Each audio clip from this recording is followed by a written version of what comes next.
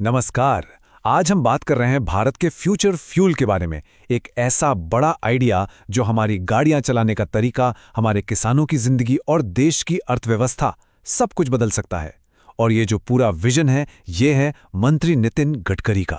तो चलिए सीधे एक नंबर से शुरू करते हैं। और ये नंबर सच में चौंकाने वाला है। 87%। जी हाँ, 87% भारत अपनी एनर्जी जरूरतों का इतना बड़ा हिस्सा, मतलब पेट्रोल, डीजल, गैस, ये सब दूसरे देशों से इंपोर्ट करता है। और इस इंपोर्ट की कीमत हर साल करीब करीब 23 लाख करोड़ रुपए। जरा सोचिए, ये हमारी इकोनॉमी पर कितना बड़ा बोझ है। देखिए, ये जो निर्भरता है ना, ये एक तरह की दोहरी मार है जो हमारी अर्थव्यवस्था को भी चोट पहुंचा रही है और हमारे पर्यावरण को भी।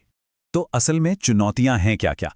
पहली तो यही कि इतना भारी भरकम इंपोर्ट बिल है। दूसरी, हमारे शहरों में बढ़ता एयर पोल्यूशन, जिसका 40% हिस्सा तो इन्हीं पेट्रोल डीजल के धुएं से आता है। और तीसरी, हमारे किसान, जो अक्सर जरूरत से ज्यादा फसल उगा लेते हैं और फिर उन्हें सही दाम भी नहीं मिल पाता। तो ये नई रणनीति इन सभी एक दूसरे से जुड़ी हुई दिक्कतों को एक साथ सुलझाने की एक कोशिश है। तो फिर इसका हल क्या है? हल एक ऐसा स्मार्ट तरीका है जो खेती से जुड़ी एक बड़ी चुनौती को देश के लिए ऊर्जा के एक बड़े मौके में बदल सकता है। इसका जो कोर आइडिया है वो है किसान की भूमिका को ही बदल देना। जैसा कि नितिन गडकरी कहते हैं, देश का किसान अब सिर्फ अन्नदाता नहीं बल्कि ऊर्जा दाता भी है। मतलब इस एक लाइन से किसान हमारे एनर्जी सेक्टर का एक अहम खिलाड़ी बन जाता है। ये प्रोसेस वेस्ट से वेल्थ बनाने जैसा है। इसमें होता क्या है कि गन्ना, मक्का और टूटे चावल जैसी जो भी एक्स्ट्रा फसल है, उससे इथेनॉल बनाया जाता है और फिर उसे सीधे पेट्रोल पंप पर पेट्रोल में मिला दिया जाता है। यानी जो फसल शायद खराब हो जाती, वो अब हमारी गाड़ियों को पावर दे रही है। और ये मॉडल इतना कामयाब रहा कि सरकार ने 20% इथेनॉल ब्लेंडिंग का लक्ष्य, जिसे E20 कहते हैं, उसे 5 साल पहले ही पूरा करने का फैसला कर लिया है। यानी जो काम 2030 में होना था, वो अब 2025 तक ही हो जाएगा। लेकिन क्या ये प्लान उतना ही परफेक्ट है जितना सुनने में लगता है? नहीं, इस पर कुछ गंभीर सवाल भी उठाए गए। तो चलिए एक नजर उन सवालों और उनके जवाबों पर भी डालते हैं।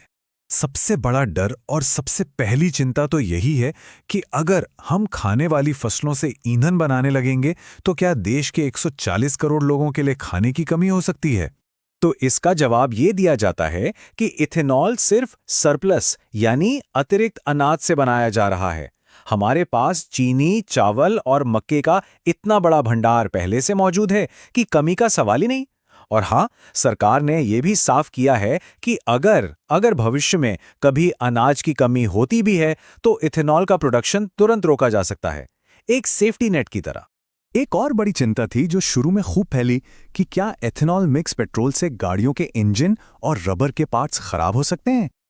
लेकिन देखिए, इसका सबसे अच्छा जवाब है ब्राजील का उदाहरण। ब्राजील 1952 से अपनी गाड़ियों में इथेनॉल का इस्तेमाल कर रहा है और वहां तो कोई समस्या नहीं आई। और तो और हमारी अपनी इंडियन कार कंपनियां भी अब ये साफ कह चुकी हैं कि आजकल की गाड़ियां इथेनॉल ब्लेंड के लिए पूरी तरह से तैयार हैं। इथेनॉल ब्लेंडिंग तो बस शुरुआत है। आने वाले समय में भारत के ट्रांसपोर्टेशन फ्यूल में और भी बड़े और मजेदार बदलाव देखने को मिल सकते हैं। जरा सोचिए, ऐसी गाड़ियां जो 100% इथेनॉल पर चलें या फिर पानी से बनने वाले हाइड्रोजन फ्यूल से चलने वाली कारें, ये सब भविष्य की योजनाओं का हिस्सा है।